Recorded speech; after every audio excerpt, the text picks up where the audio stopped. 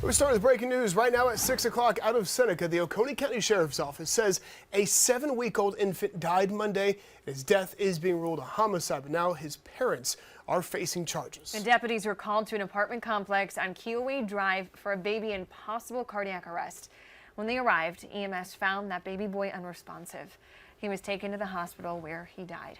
An autopsy concluded the infant died of blunt force trauma to the head. Now, the child's parents, Sheila Rayner and Michael Blackwell, who you see here, are charged with child neglect. Their bonds were set at $55,000 each, and we will continue to update you on this story as we learn more.